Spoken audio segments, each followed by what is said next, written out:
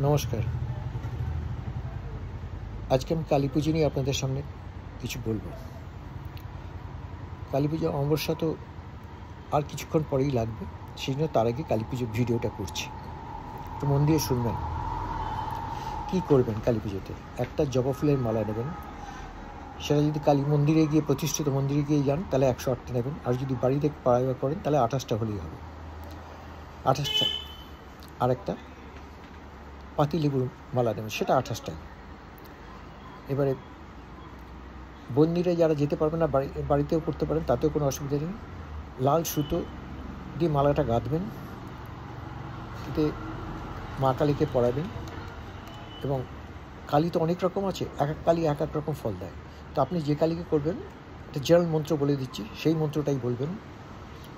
ওইং ক্রিং কালিকায় নমঃ, ওইং ক্রিং কালিকায় নমঃ, ওইং ক্রিং কালিকায় নমঃ। এটা 108 বার করবেন। এবং এটা মালা নেবেন, পদ্মবীজের মালা হলে ভালো হয়, নাহলে স্ফটিকের মালাও নিতে পারেন। মালা 108 বার করে জপ করবেন যখন কালী পুজো করবেন। আর একটা মাটির প্রদীপ নেবেন, প্রদীপের মধ্যে যথারীতি গোলমরিচ একটা, দুটো বা তিনটে দেবেন, দুটো দেবেন না, একটা বা তিনটে দেবেন। দিয়ে মা কালীর সামনে 24 বার ক্লকওয়াইজ ঘোরাবেন। মা কালীকে ওই প্রদীপটা দেখাবেন, 24 বার ঘোরাবেন। আর মাকে ভোগ প্রসাদ যা দেবেন দেবেন। একটা লাল সিঁদুর দেবেন, কিন্তু সিঁদুরটা মায়ের পায়ে রাখবেন। এবং পুজো হয়ে গেলে সেই সিঁদুরটা আপনি কিছুটা নিয়ে আসবেন, বাড়িতে রেখে দেবেন। প্রয়োজন মতো সেই সিঁদুরটা আপনি কাজে লাগাবেন। যেখানে বেরোবেন কাজে, তখন সেইখানে সেই সিঁদুরটা একটা টিপ করে বেরোবেন। আপনার কেউ কোনো ক্ষতি করতে পারবে না, ঠিক আছে? আর শুধু তাই নয়, শত্রুরা সরে যাবে।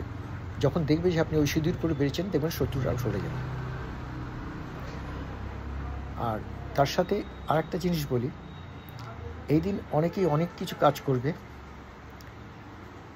যেমন ধরুন, শত্রু নাশের জন্য লোকে অনেকের হিংসায় ক্ষতি করে, সে থেকেও নিজেকে বাঁচাবেন। সেই জন্য আমি একটা ছোট্ট টোটকা দিয়ে দিচ্ছি, এটা করুন। এটা ব্রহ্মাস্ত্র, জীবনে একবার করবেন, আর জীবনে করতে হবে না। সে একদম শেষ, মরবে না, আর ধারে কাছে আসবে না। সেটা বলছি, শুনুন মন দিয়ে। 5 ইঞ্চি বা 7 ইঞ্চি লোহার একটা গজ নেবেন, সেটাকে বাড়িতে এনে ধুয়ে টুয়ে আগুনে পোড়াবেন, একদম লাল টকটকে, যেটা পেটালে একদম হয়ে যায়, একদম রক্তবর্ণ হয়ে যাবে। তারপরে 2-3 ঘন্টা সময় লাগবে, সেটাকে ঠান্ডা করবেন। ঘন্টা 3 সময় লাগতে পারে ঠান্ডা হতে, ঠান্ডা করবেন। আর কিছুই করতে হবে না, শুধু যখন করবেন, গরম করবেন, তখন মনে মনে খালি বলবেন, একজনই শত্রুর নাম বলবেন, এবং সেই নামটাই শত্রুর চেহারাটা মনে করবেন।